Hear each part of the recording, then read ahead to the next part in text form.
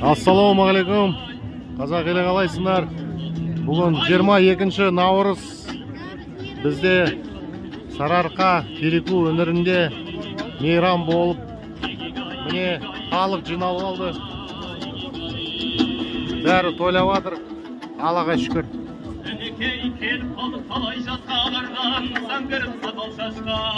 Еліміз тыныш, жұртымыз аман болсын, достар.